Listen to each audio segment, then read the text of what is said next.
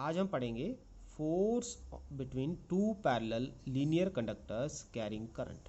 ठीक है, इसमें हमने दो कंडक्टर लेने हैं C1 और C2D2। ये आपके पास है, इनके अंदर करंट होगा I1 और I2। जब भी कोई करंट कैरिंग कंडक्टर हम लेते हैं तो उसका मतलब होता है they will behave like a magnet. तो एक मैग्नेट के सामने दूसरा मैग्नेट रखा गया है। तो आप समझ सकते हो कि जब एक के सामने दूसरा रखा जाएगा तो क्या होगा, या तो वो दोनों मैग्नेट एक दूसरे को अट्रैक्ट करेंगे या रिपेल करेंगे। तो जब सेम डायरेक्शन होती है तो वो अट्रैक्ट करते हैं। ठीक है, ये भी याद रखना, करंट की सेम डायरेक्शन हो तो they will attract each other. ये आपका MCQ क्वेश्चन भी बनता है। तो हम एज्यूम कर लेते हैं कि C2T2 हमारे पास शुरू में नहीं है, हमने उसको नहीं माना हुआ है। तो क्या होगा, C1 की एक मैग्नेटिक फील्ड जनरेट होगी। मैग्नेटिक फील्ड की डायरेक्शन कौन देगा, राइट हैंड रूल। अगर करंट ऊपर जा रहा है तो कर्ल ऑफ फिंगर आपका क्या देगा, मैग्नेटिक फील्ड की डायरेक्शन। तो P पॉइंट पे मैग्नेटिक फील्ड की डायरेक्शन होगी कैसे, बिल्कुल परपेंडिकुलर टू द प्लेन। ठीक है, अंदर की तरफ को, नीचे की तरफ को।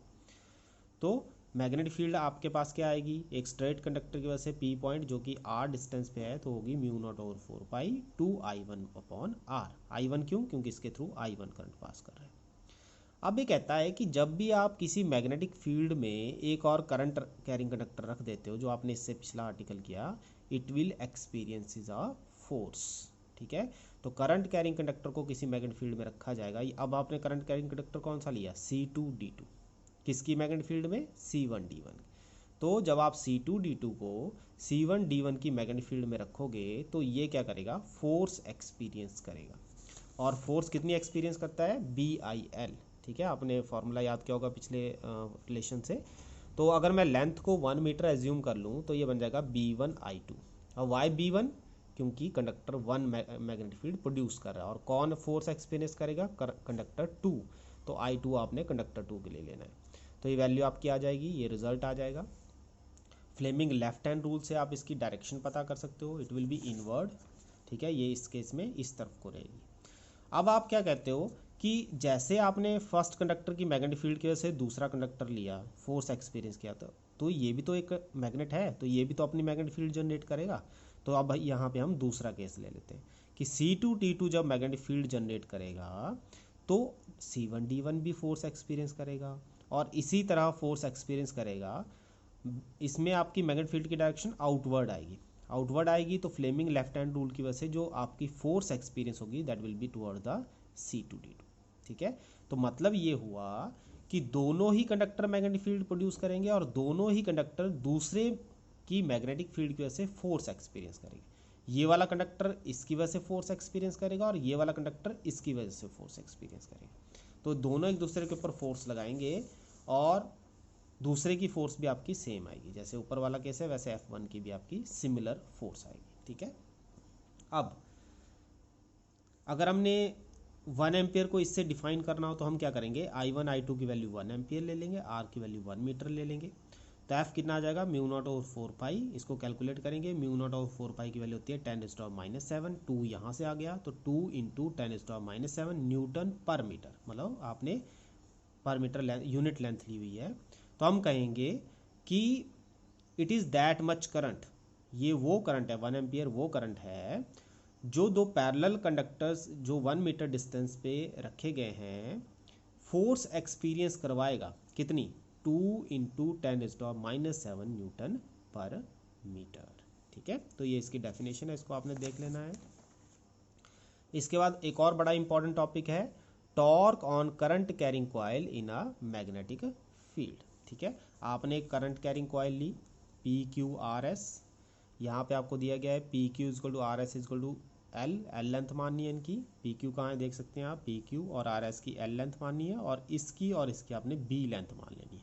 रेक्टेंगल है ये। ठीक है, तो रेक्टेंगल में आपको पता है कि आपकी अपोजिट साइड इक्वली होती हैं ऑलमोस्ट, अगर आप लेते हो तो इसको।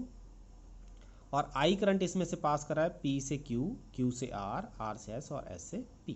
ठीक है, हम क्या देते हैं, इन सबके ऊपर फोर्सें लग रही हैं F1 F2 F3 F4। ठीक है, अब ये कैसे लग रही हैं इसको हम देखेंगे। The force on arm SP is given by, ये आपकी डायरेक्शन ऑफ मैग्नेटिक फील्ड है एट एन एंगल थीटा। ठीक है, यहाँ से थीटा एंगल बनाती जा रही है, यहाँ से भी थीटा एंगल बनाती जा रही है। हमें पता है अगर BIL का फॉर्मूला हम फॉलो करें, IL × B।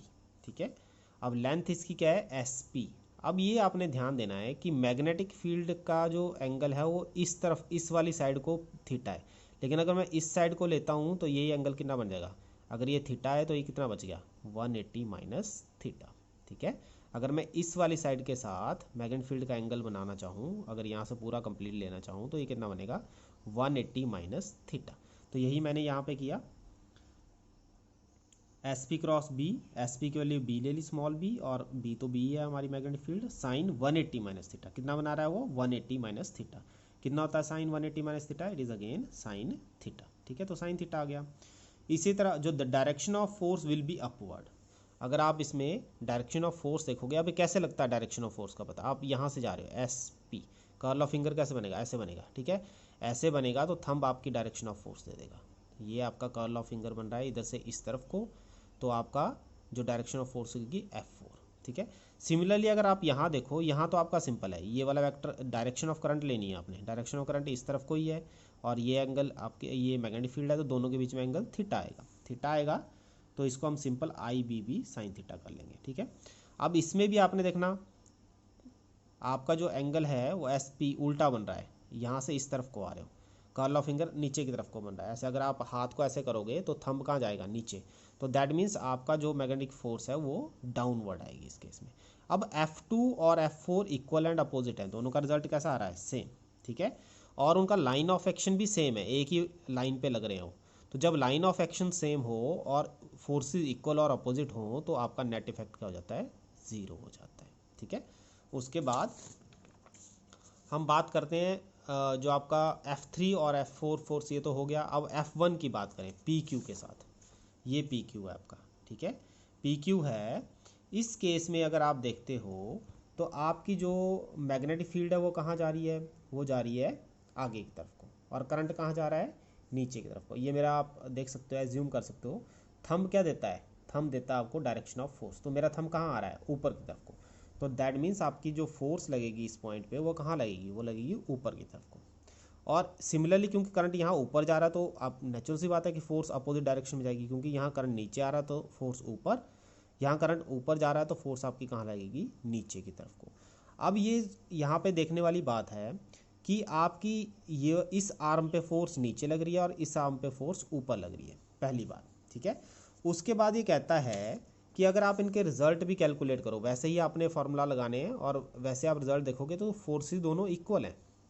तो आपको पता है जब दो line, different line of action पे इक्वल और अपोजिट फोर्सेस लगती हैं तो क्या होता है, it will experiences a torque. ठीक है, वो कपल फॉर्मेशन करेंगी और उनका लाइन ऑफ एक्शन डिफरेंट है। जैसे आप पेज को पकड़ रहे हो तो पेज को अगर मैं यहाँ से नीचे दबाऊँ और यहाँ से ऊपर खींचूँ तो क्या होगा, पेज आपका ऐसा रोटेट करेगा। ठीक है, ऐसे रोटेट करेगा जैसे मैं कर रहा हूँ, तो रोटेट करेगा मतलब वो टॉर्क एक्सपीरियंस करेगा। तो टॉर्क कितना होता है, फोर्स इंटू परपेंडिकुलर डिस्टेंस। अब परपेंडिकुलर डिस्टेंस क्या होता है, दो रोड अगर ऐसे स्लैंट हाइट हो तो स्लैंट आपका परपेंडिकुलर डिस्टेंस नहीं हो, आपको उसको बनाना पड़ेगा। ठीक है, आपने कॉइल को ऐसे रखा, अगर ऊपर से आप देखते हो तो कॉइल आपकी ऐसे है, तो इसका शॉर्टेस्ट डिस्टेंस आपने निकालना है। आपको पता है ये B है और ये एंगल थीटा बन रहा है, तो आपको पता है एंगल के साथ कौन सा कंपोनेंट बनता है, B cos ऑफ थीटा। तो ये जो ST है जो हमने यहाँ लेना है, it will be B cos of theta. तो यहाँ वैल्यू पुट करेंगे, L इंटू बी क्या हुआ, area of rectangle, length into breadth. ठीक है, अगर हमारे पास n नंबर ऑफ टर्न्स हैं तो टॉर्क क्या हो जाएगा, NIA B cos of theta. ठीक है, अब ये कहता है कि अगर हम डायग्राम को फॉलो करें, मैं इस जो ये आपका प्लेन ऑफ पेपर है इस पर 90 डिग्री नॉर्मल ड्रॉ कर दूं, तो नॉर्मल के साथ मैग्नेटिक फील्ड कितना एंगल बनाएगी, अल्फा। ठीक है, तो आप देखो ये टोटल एंगल इस प्लेन के साथ कितना है, 90 डिग्री, तो अल्फा प्लस थीटा कितना होना चाहिए, 90 डिग्री, क्योंकि दोनों मिलके आपका 90 डिग्री बना रहे हैं। तो अल्फा प्लस थीटा अगर 90 डिग्री हो जाता है तो थीटा कितना हो गया, 90 माइनस अल्फा।